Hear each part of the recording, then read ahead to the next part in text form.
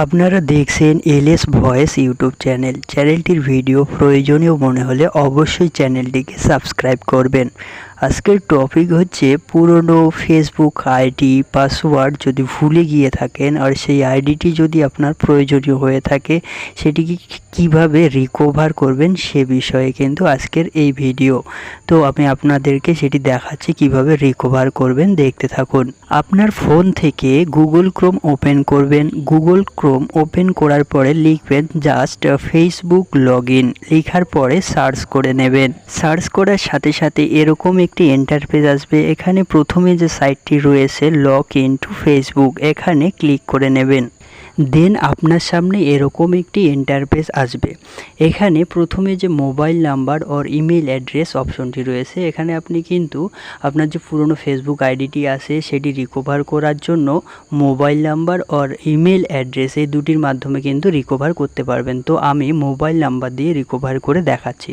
আপনার যখন যে ফেসবুক আইডিটি আপনি তৈরি করেছিলেন বা ক্রিয়েট করেছিলেন, তখন যেই মোবাইল নাম্বারটা দিয়ে ক্রিয়েট করেছিলেন বা আপনার সেই ফেসবুক আইডির সাথে যে মোবাইল নাম্বারটি অ্যাড করা রয়েছে সেটি কিন্তু এখানে তুলে দিতে হবে। মোবাইল নাম্বারটি তুলে দেওয়ার পরে নিচে যে ফরগটন পাসওয়ার্ড অপশনটি রয়েছে এখানে ক্লিক করে নেবেন। এখানে ক্লিক করার সাথে সাথেই এরকম একটি ইন্টারফেস আসবে। এই ইন্টারফেসের এখানে আপনি আরেকবার আপনার সেই মোবাইল নাম্বারটি এখানে তুলে দেবেন।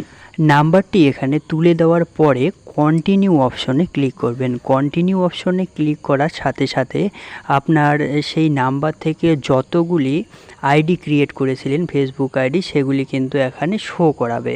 তো সেই আইডিগুলির মধ্যে যেই আইডিটি আপনার খুব প্রয়োজনীয়, যেটি আপনি রিকভারি করতে যাচ্ছেন, সেই আইডিটির উপরে আপনি ক্লিক করে নেবেন। আইডির উপরে ক্লিক করার পরে আপনার সামনে এরকম একটি ইন্টারফেস আসবে। তো এই পেজে আপনার যে আইডিটি রয়েছে সেটি লগ ইন করার জন্য একটি কোড পাঠাবে ফেসবুক থেকে, 6 সংখ্যার কোড। তো সেই কোডটি আপনি হোয়াটসঅ্যাপের মাধ্যমে নেবেন নাকি এসএমএসের মাধ্যমে নেবেন সেটি এখানে তুলে ধরছে। তো আপনার যদি এই নাম্বারের সাথে হোয়াটসঅ্যাপ খোলা থাকে তাহলে হোয়াটসঅ্যাপে টিক করে রাখবেন। যদি হোয়াটসঅ্যাপ খোলা না থাকে তাহলে কিন্তু এসএমএস যে অপশনটি রয়েছে এখানে টিক করবেন। টিক করার পরে কন্টিনিউ অপশনে ক্লিক করবেন।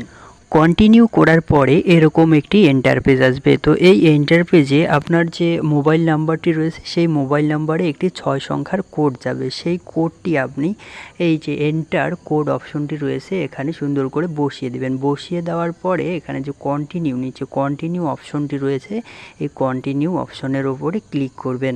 কোডটি এন্টার করার পরে কন্টিনিউ করবেন। কন্টিনিউ করার পরে এখানে এরকম একটি ইন্টারফেস আসবে। এই ইন্টারফেসে আপনাকে নতুন একটি পাসওয়ার্ড তৈরি করতে হবে। তো নতুন পাসওয়ার্ডটি আপনি তৈরি করে নেবেন। নতুন পাসওয়ার্ডটি তৈরি করার পরে এখানে নতুন পাসওয়ার্ডটি বসিয়ে আপনি যে কন্টিনিউ অপশনটি রয়েছে কন্টিনিউ অপশনের উপরে ক্লিক করবেন।